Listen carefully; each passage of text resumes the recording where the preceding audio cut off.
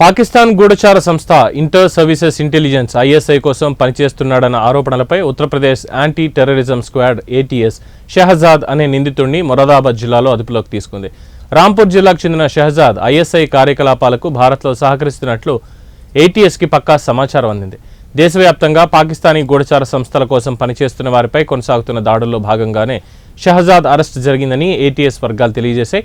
ఇప్పటికే పలువురు social media ఇన్ఫ్లుయెన్సర్లు, యూట్యూబర్లతో సహా అనేక మందిని ఈ ఆరోపణలపై అరెస్ట్ చేసిన విషయం అందరికీ తెలిసిందే.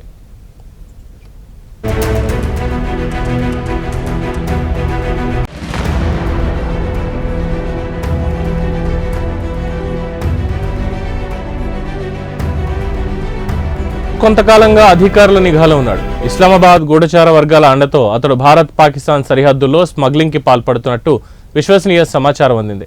విచారణలో షహజాద్ పలుమార్లు పాకిస్తాన్కు ప్రయాణించినట్లు తేలింది. సౌందర్య సాధనాలు, దుస్తులు, సుగంధ ద్రవ్యాలు, ఇతర వస్తువులను సరిహద్దులు దాటించి అక్రమంగా వ్యాపారం చేస్తున్నట్టు పోలీసులు గుర్తించారు. ఈ స్మగ్లింగ్ దందా కేవలం ఒక ముసుగు మాత్రమేనని, దీని చాటున అతను గూఢచర్య కార్యకలాపాలు నడుపుతున్నాడు అని అధికారులు పేర్కొన్నారు.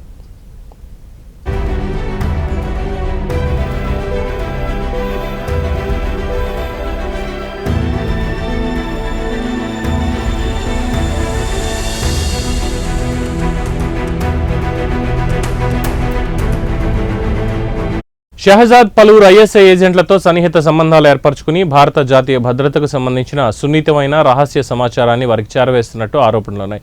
కేవలం సమాచారం అందించడమే కాకుండా భారత్లో ఐఎస్ఐ కార్యకలాపాలు సాఫీగా సాగేందుకు షహజాద్ సహకరిస్తున్నాడని అధికారులు తెలిపారు. ఐఎస్ఐ ఆదేశాల మేరకు షహజాద్ భారత్లో పనిచేస్తున్న పాకిస్తానీ ఏజెంట్లకి నిధులు కూడా బదిలీ చేసినట్టు తదుపరి దర్యాప్తులో వెలుగులోకి వచ్చింది. అంతేకాకుండా రాంపూర్, ఉత్తరప్రదేశ్లోని ఇతర ప్రాంతాల నుంచి కొందరిని స్మగ్లింగ్ పేరుతో పాకిస్తాన్కు పంపించి అక్కడ వారిని ఐఎస్ఐ సంబంధిత కార్యకలాపాల కోసం రిక్రూట్ చేయడానికి కూడా షహజాద్ ప్రయత్నించినట్లు పోలీసులు అనుమానిస్తున్నారు. ఈ వ్యక్తుల వీసా, ప్రయాణ పత్రాలను ఐఎస్ఐ ఏజెంట్ల సహాయంతోనే ఏర్పాటు చేసినట్టు సమాచారం. ఇక విధ్వంసకర చర్యలకు ఉపయోగపడేలా భారతీయ సిమ్ కార్డులను కూడా షహజాద్ సేకరించి ఐఎస్ఐ ఏజెంట్లకు అందించినట్టు పోలీసులు తెలియజేశారు. లక్నోలోని ఏటీఎస్ పోలీస్ స్టేషన్లో షహజాద్పై భారతీయ న్యాయ సంహితలోని సెక్షన్ 148, 152 కింద కేసు నమోదు చేశారు. నిందితుడిని మ్యాజిస్ట్రేట్ ముందు హాజరుపరిచామని, తదుపరి చట్టపరమైన చర్యలు కొనసాగుతున్నాయని అధికారులు వివరించారు. ఈ కేసులో మరింత లోతుగా దర్యాప్తు అయితే జరుగుతోంది.